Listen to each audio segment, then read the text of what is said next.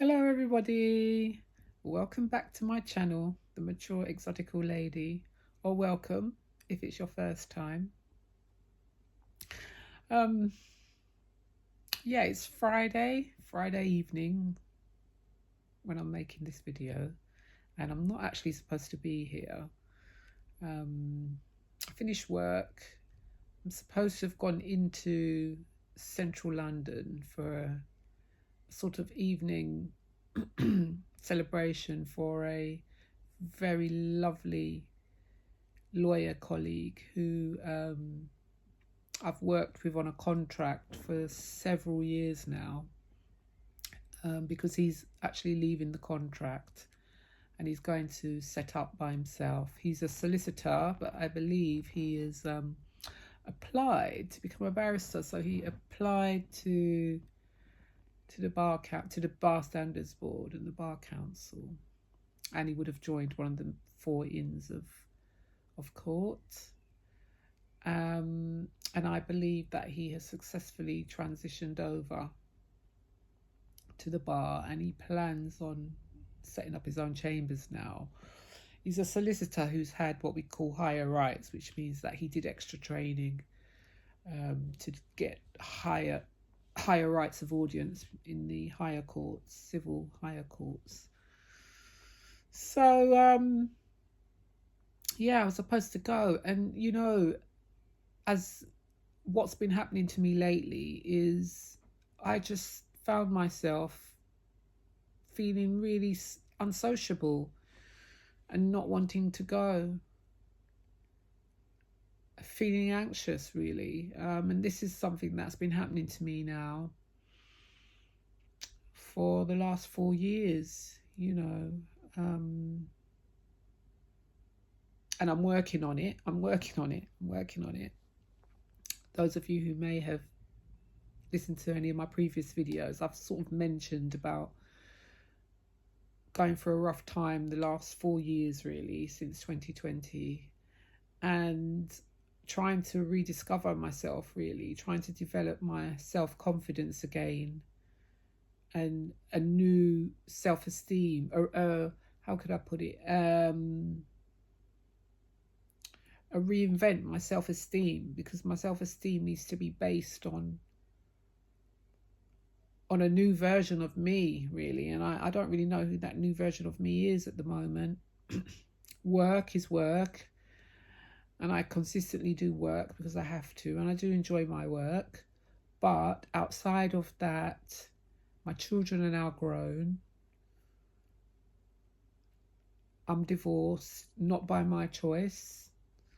And it's been a real struggle, it's been a real struggle trying to come to terms with a new me, trying to figure out what my new purpose is. In theory, they say you need to, sort of go out, do things, go socialize. They say you should do all these things, and that's going to help you. But what I've found really difficult for someone like me, who's never really been, if I'm honest, a naturally sociable person. I mean, I am very jovial. If I go out, you wouldn't know that I am not actually someone who's quite introvert, actually. You'd think I'm extroverted in my personality if you see me in a group, because I like making other people feel comfortable, and I like to try and make myself fit in. But it's not easy. I do it pretense, really. I mean, is that the word? Yeah, I suppose it is, in a way. It's not something I want to do. It's something I've had to do. Obviously, being got to have gotten where I am in my professional career as a lawyer, and to have raised my children, required having to force myself into social spaces to network with people, to build relationships with other parents when my children were small, so that my children would have friends. But it's always been a struggle for me, Always been a struggle. And I think as I've gotten older, I've recognized how I've become more and more isolated out of choice, largely out of choice. And what happens is after a while, people just don't really bother with you. I've always said, I'm the friend you can cancel on because I probably wasn't coming anyway. It's really bad. I shouldn't be laughing, but yeah. So I was supposed to go to this event, but I just suddenly just didn't feel like it. And it's really strange because I've been away in Italy, at my apartment in Italy. And when I'm there, I feel more relaxed. I don't really have friends there because I don't really know many people there. I've got my neighbour, Emilio, that I met. But I will go out. I go out every evening normally for a stroll. It's very easy when you're in a sort of really hot, warm climate to just sort of quickly get yourself ready and sort of go out. But here, I just don't. It's a struggle for me. It really is a struggle for me, and I've really got to identify how I'm going to overcome this because every day it feels like it's the same. I'm stuck in the same place trying to sort of overcome this hurdle, of my sort of, I don't know what you would call it. I really don't know what you would call it. And I just wonder, is this like, does everybody have this experience when you've been through a trauma or when you're having to confront traumas that you can't run away from anymore? You've experienced personal catastrophe, literally, repeatedly, and it gets to a point where you can't run away. You have to face it. You have to deal with the effects of these different attacks to your emotions that have taken place throughout your adult life, and that's what's happening to me. That's what's happening to me, really. And I don't really know what to do. I really don't know what to do at times. I know what's involved. Forgiveness is key. I need to work on forgiving other people that have hurt me. I don't want to say too much about who these people are at the moment. But people have hurt me, people that I never expected would. And when I say hurt, I'm talking about betrayal, like shocking betrayals. People that I should, like my ex-husband, that I should have been able to trust, that I should have felt secure and safe with, finding that I couldn't, that I wasn't safe, I wasn't secure. But in order for me to move on and to feel happier in my personal life, having to forgive. And like, for example, with my ex-husband, I do speak to him. He calls me, I don't call him, because we don't have children together. We were together for 10 years, up until 4 years ago. But we don't have children together because I couldn't have children by the time we met. I had miscarriages, rather. But so there's no real reason why he should contact me, especially given the way he left me, quite literally, But I'm always reasonable with him.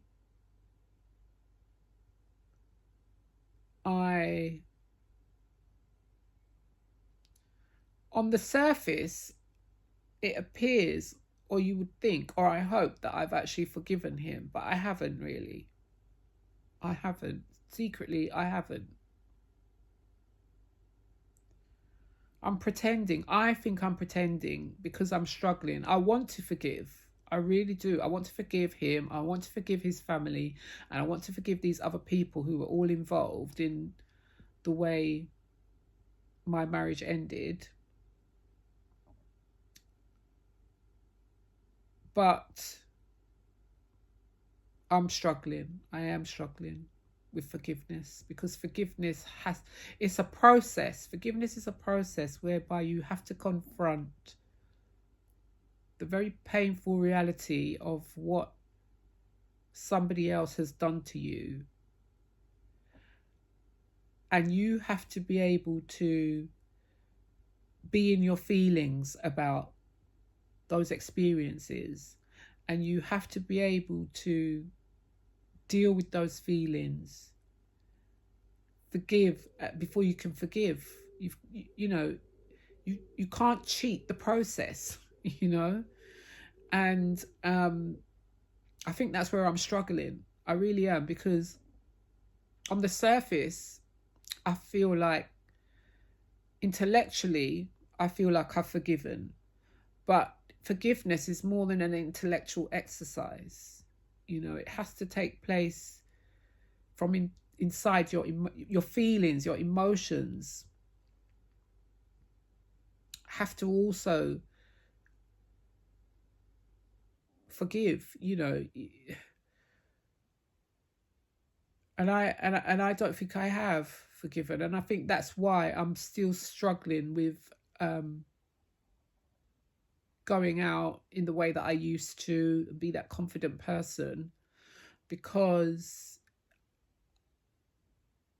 being in certain social situations, I think it still triggers me, or I fear that it will trigger these memories of when I was with my husband, and then when I think about that, I then start to become overwhelmed with, why did things happen? Why did they happen?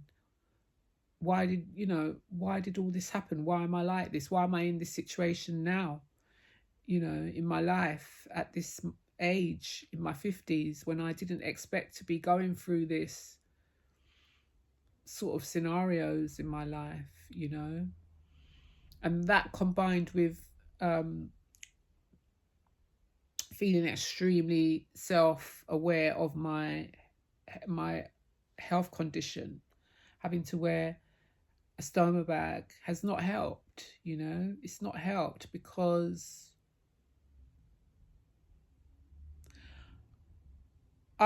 when I thought about it, I've never lived alone. I've never lived alone. Even now, my youngest daughter still lives at home. Now she's at home. She's going to go away for the weekend because I'm back at the house at the moment. I'm actually in my chambers office. But ordinarily, when I'm at home, she will sort of come and go. Yeah, because once I'm here, she don't have to worry about our cat. We got a cat named Lego. And Lego is how old is Lego now? 3. Lego's 3 now, and Lego is one of the nicest things that's happened to me. In fact, I would say since 2020, the end of 2020, when everything just collapsed, literally, my whole life changed that 2020 year. We got Lego the year after, in 2021. It was actually a birthday present to my daughter, my youngest daughter, and he has brought me so much happiness. And at some point you'll see Lego, because he'll come along and he'll be on my lap. But yeah, so one of us always has to be here for Lego. So she'll go off and sort of stay out for a few days with her friends, as she normally does, and I'll be here. But essentially, that doesn't mean that I live alone. Because obviously my daughter lives here, right? But I am, and I've been in Italy by myself, and I've loved it. I have loved it, but I've loved it because I know that I'm coming back. I'm coming back home, and I'm going to be traveling. But I'm going to be traveling. I'm going to be coming back home. And it is helping me. I mean, is helping me to build that confidence again. But it's a slow process, you know, and I am petrified of being alone. I am. And I don't want to get used to being alone. I've always lived with someone. I lived with my children. I lived with my husband.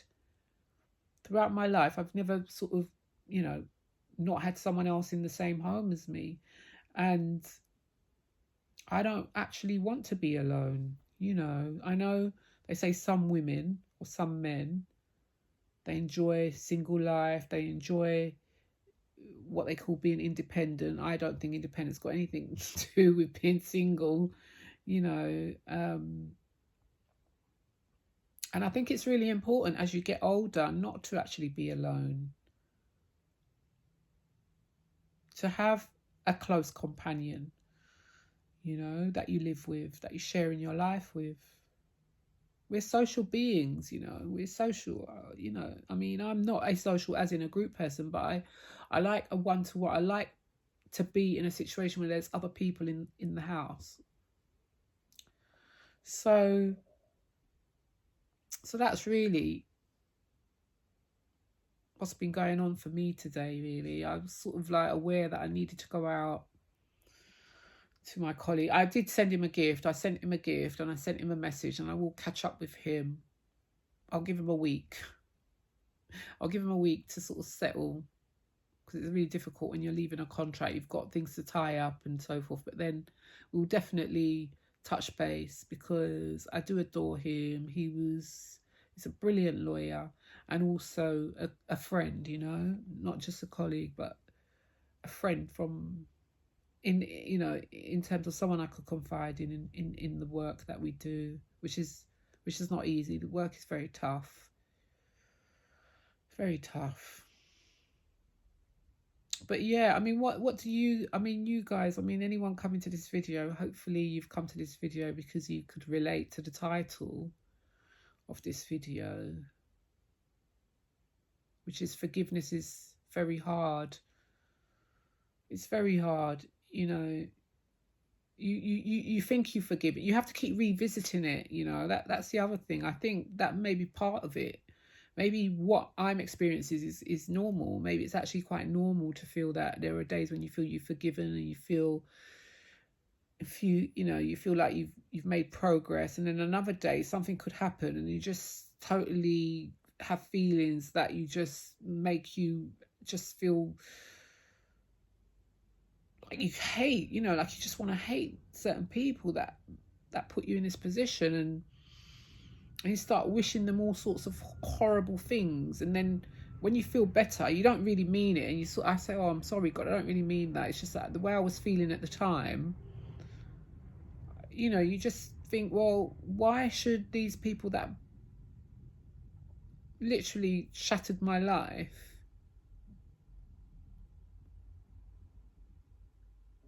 why, you know, why should they be okay? And I mean, I don't want anybody to come to any harm. Don't get me wrong. I would never wish anyone harm. But it is difficult when you have to keep revisiting this issue of forgiveness. So, and there's two elements to forgiveness, isn't there? Because obviously I need to forgive other people, but I also need to forgive myself. We need to forgive ourselves. If we've been in a situation that has caused us harm, we have some responsibility in that. I mean, if you really sit down and you reflect on a particular event, oftentimes, not always, because obviously there's times where events happen in your life and you're a complete stranger in that situation. So I'm not talking about in circumstances where you're a complete stranger in that situation and you come to harm, you know, as an innocent bystander, literally. Okay, I'm talking about situations where personal relationship type or family type situations where we know the people, we are very close to the people, we may be blood relations, or it could be friends, you know, friends that we've known for a long time, or friends that we haven't known for that long, that we ought to have known better to sort of have too much confidence in developing a friendship with them. But either way, there's a certain amount of, when we reflect, there's a certain amount of responsibility, I believe, in my opinion, that we have to take, that oftentimes contributes towards the harm we've experienced. And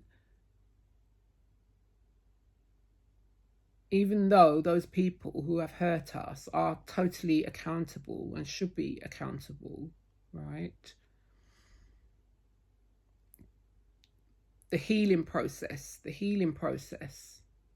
does require forgiving other people, but also forgiving ourselves. And that is something else I'm struggling with as well.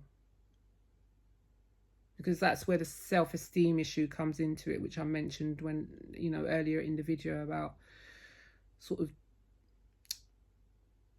my self-esteem having to be re-established, self-esteem based on a new set of, you know, a new way of life, really, a new set of dynamics under which I'm living now, really, you know, and one of them being my health condition, which I can never get my colon back. So that is a permanent dynamic in my life. And you know, I'm never going to get younger. We always get older. And as you get older, it's harder. It's just harder. It's harder to meet people.